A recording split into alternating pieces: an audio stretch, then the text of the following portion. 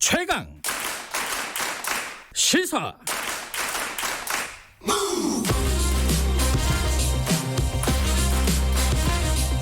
지금 여러분께서는 김경래 기자의 최강 시사를 듣고 계십니다. 네, 부동산 얘기 좀 해보겠습니다. 경실련에서 어제는 미래통합당 의원들 중에 10명 중에 4명이 다주택자 이런 조사 결과를 밝혔고요. 그 전에 민주당 쪽 얘기도 있었고 고위공직자 쪽에 대한 얘기도 문제 제기가 있었습니다.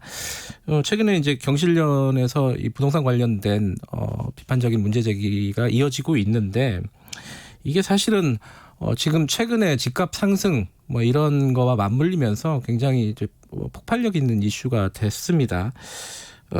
조사를 직접 담당한 경실련의 부동산 건설개혁본부 김성달 국장님 스튜디오에 모셨습니다. 안녕하세요. 네, 안녕하세요.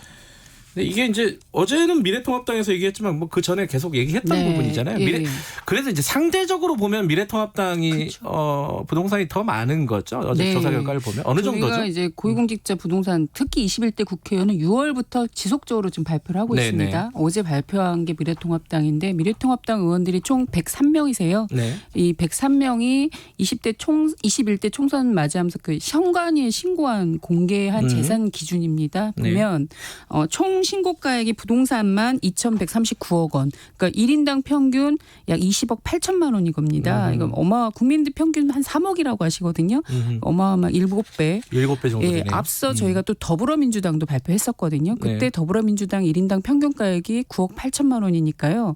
민주당이 두 배네요. 2배 압도적으로 많죠. 다른 당에 비해서는 더 통합당이 많고요. 민주당보다 2배. 미래통합당이 더 많습니다. 또 미래통합당 의원들 중에 제일 부자로 이제 부동산이 많으신 분이 박덕흠 삼선 의원이십니다. 네. 원래 유명해요. 거기 부자라. 네. 289억 원인데 부동산만 289억 원이고 또 다른 걸 합치면 더 많으세요. 부동산만 280억이에요? 그렇죠. 부동산만입니다. 여기에 또 100억대 자산가들이 또 부동산 자산가들이 세 분이 더 계신데 한무겸 의원, 백종원 의원, 김은혜 의원. 근데 이게 문제라고 저희가 보는 게 이분들이 다 초선이세요.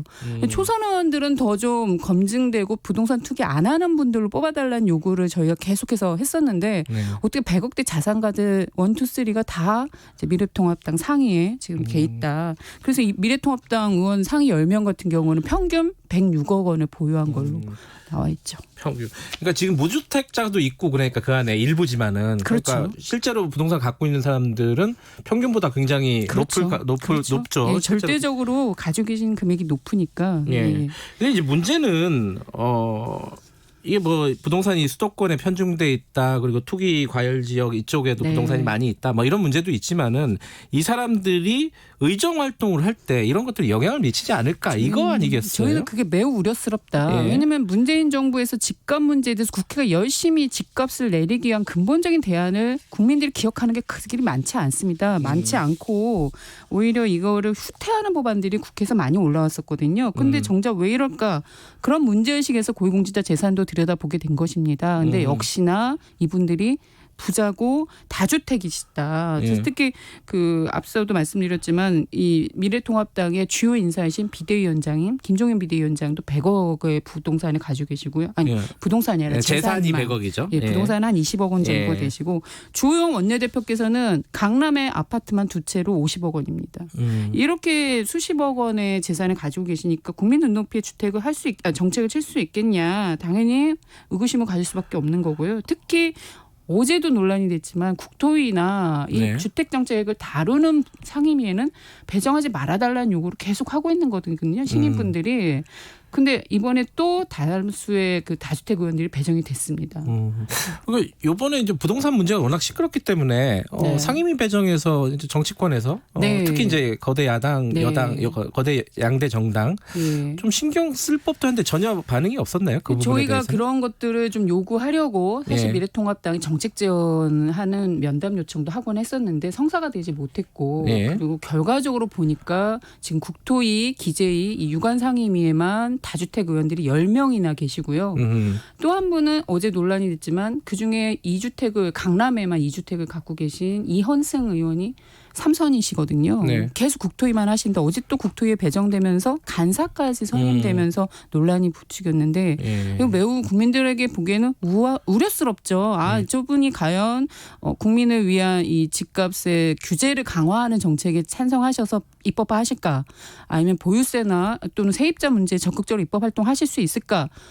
아닐 수밖에 없다. 그리고 과거에 그분들이 입법 활동을 해왔던 걸 보더라도 어떤 분양가 상한제를 규제한다든지 네. 그래서 바가지 분양을 근절하는 거라는 대책이라든지 또는 보유세 현실화를 위한 공시지가 얘기를 많이 하고 있거든요. 네. 근데 이런 공시지가를 오히려 인상을 억제하는 법안들을 발의하셨습니다. 그러니까 이런 모습들을 보면 다행히 또 지금 그러니까 당연히 국토위에서도 또 그런 규제 완화에 더 나선다면 이건 국민들이 원하는 입법 활동은 아니다. 그렇게 말씀드리죠. 그러니까 다주택자들이 그 부동산 정책, 뭐 기재위라든가 국토위 그런 상임위에 배정이 되는 거는 뭐 쉽게 말하면은 재벌이 국회의원이 돼가지고 뭐 경제 정책을 뭐 생선을 맡긴다는 예. 표현들도 하시는 것 같습니다. 뭐 그런 거랑 비슷한 건데 뭐 국회에서 좀 논의가 돼야 될 것 같아요. 이 부분은. 저희는 박병석 의장께서도 예. 다주택이셨는데 한 책을 파셨거든요. 예. 그런 솔선수범을 하신 것처럼 이 상임위 배정에도 좀 적극적으로 역할을 해주십사 요청을 드립니다. 자, 상임위 배정은 그런데 지금 이제 사실은 전반적인 부동산 정책에 대해서 좀 얘기를 해야 되잖아요. 지금 어제 부동산 관련된 법안들이 상임위를 막 통과했습니다. 뭐 부동산 3법이라고 하는 정책, 그러니까 조세 정책들이 있고 또 임대차 3법이라는 임차인들을 위한 어떤 법들도 있는데 이런 것들을 보면은 이제 뭔가 부동산을 잡으려고 하는 정부의 정책이잖아요. 평가를 하신다면 어때요, 지금? 지금 어제 이제 슈퍼여당의 힘을 발휘하라고 그 힘을 몰아준 것처럼 어제 이제 법안이 상임위를 통과를 했다라는 부분은 긍정적으로 볼 수 있으나 그 내용은 중요한 것 같습니다. 이게 사실은 앞서 문제가 됐던 집값을 조장했다고 했는데도 효과가 없었던 70대책의 후속으로 입법 발의가 된 겁니다. 70대책. 그래서 어제 통과된 게 예를 들면 임대차 3법이지만 계약갱신 청구 기간은 무제한으로 얘기를 하고 있고 더 6년도 얘기하고 더 길었는데 어제 4년 됐어요. 4년까지만 된 부분이 있고 또 하나는 세입자들의 전세보증금, 임대보증금이 떼이는 것에 대한 해법이 없습니다. 그런 부분에서 아쉬운 부분이 있고 또 하나는 어떤 보유세나 이런 것도 어제 기재위가 통과돼서 종부세율이 올랐다고도 하십니다만 종부세를 강화하는 게 결국은 보유세 실효세율을 올리느냐 이거에 대해서 면밀히 검증을 해봐야 된다. 왜냐하면 고가주택을 가지고 있는 분들에게 강한 세율을 때린다 한들 그분들이 전체 부동산 시장에서 얼마나 될까 많지 않습니다. 오히려 법인들이 가지고 있는 빌딩, 토지 여기에 대한 그 과세가 강화돼야 된다는 논의가 계속 있었거든요. 근데 지금도 주택은 대부분 개인들이 가지고 계시죠. 법인들이 전체적으로 부동산 시장에서 70%는 법인들이 소유한 토지나 빌딩에서 부동산 종부세가 거치고 있는데 여기는 지금도 0.7% 세율입니다. 근데 어제 개인주택은 6%니까 거의 10배의 격차가 벌어졌는데 이 부분부터 먼저 해소해 줘야지만 보유세 실효세율도 같이 올라간다. 이런 면에서는 여전히 보유세 강화할 수 있는 대안들이 나와야 된다고 봅니다. 그럼 국장님 생각하시기에 지금 시급한 정책 중에 하나는 법인에 대한 과세를 강화하는 거다. 보유세 강화를 얘기한다면 왜냐하면 9.13 대책 때 개인주택은 한 번 올렸기 때문에 지금은 법인이 가지고 있는 빌딩, 토지 여기에서의 보유세율을 강화하는 법안 그 대안이 나와야 됩니다. 이분들은 보유세 부과 기준인 과세 기준도 시세 반영률이 30-40% 개인주택과 다릅니다. 그다음에 보유세 부과 기준도 토지에만 부과되면서 80억이 넘어야 됩니다. 개인은 9억 이상이면 다 부과하거든요. 세율도 0.7%입니다. 엄청난 반의 반도 안 되는 세율금을 내고 있는데 이분들 이 법인들이 투기하는 거에 온상이라고 얘기를 계속 하고 있는데 여기에 대한 대안을 갖고 있으셔야 되는 거죠. 어제 사실 보니 국세청에서 그 법인을 이용해 개인이 탈세하는 그런 사례를 발표를 했잖아요. 그러니까 법인에 대해서 좀 신경을 써야 된다. 법인도 주택을 이용한 탈세 사례는 나오지만 지금 뭐 커다란 재벌 기업들이 대규모 택지를 팔고 하는 과정에서 엄청난 부동산 시세 차익을 누리고 있거든요. 그 부분에 대한 해법을 제시해야 돼요.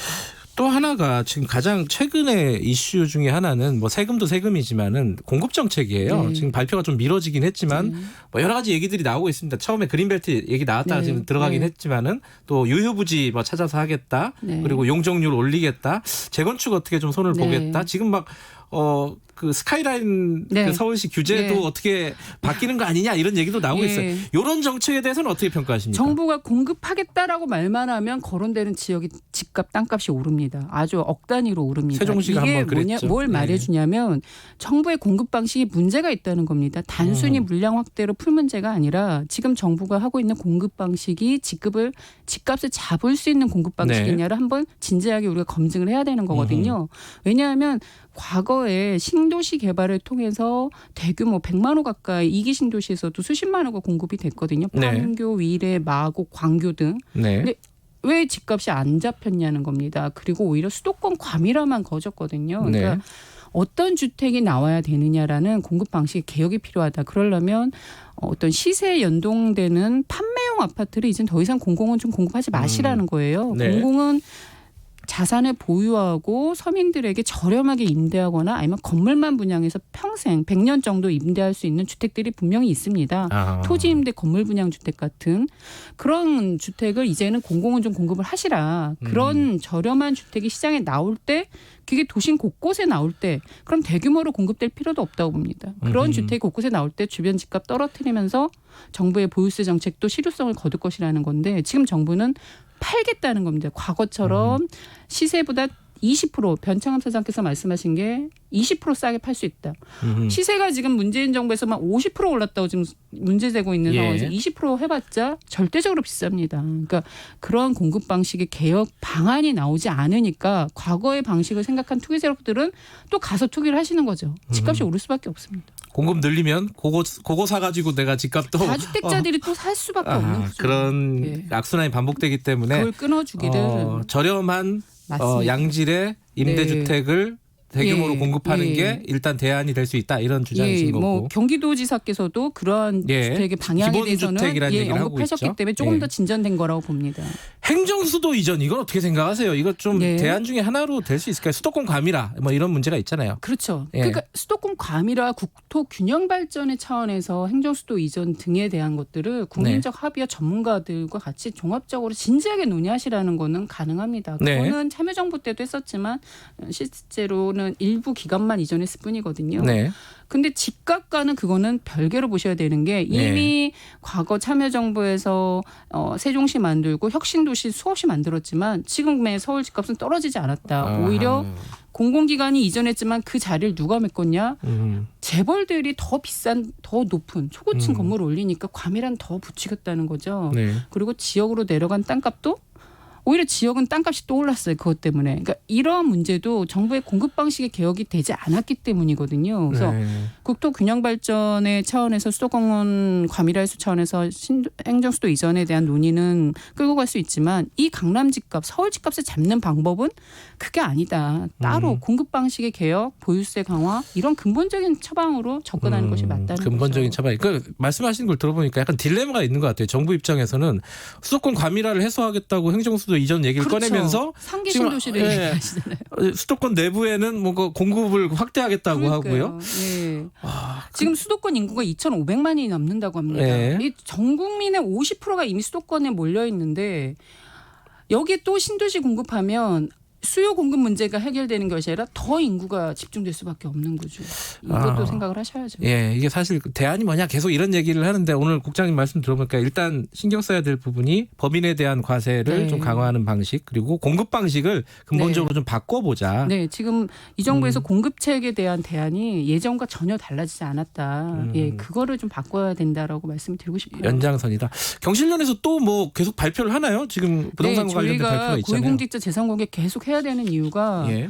지금 그러니까 국회의원들도 다주택 처분 논란도 있고 청와대도 얘기하시지만 여전히 그 중앙부처 공무원분들의 사각지대가 계십니다. 특히 주택 정책을 다루는 그 기관들의 분들은 어떠실지 저희 국민들한테 알려드려야 된다고 생각을 하거든요. 지금 뭐 그런 정리 것들도, 중이신 모양이에요? 예, 조사해서 발표하려고 하고 있습니다. 알겠습니다. 조만간 그 내용도 한번 들어봐야겠네요.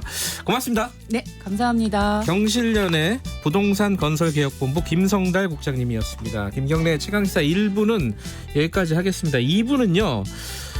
검찰개혁위원회에서 검찰총장의 수사지휘권을 폐지하는 걸 권고를 했잖아요. 이 얘기 좀 나눠볼게요. 잠시 후에 8시에 뵙겠습니다.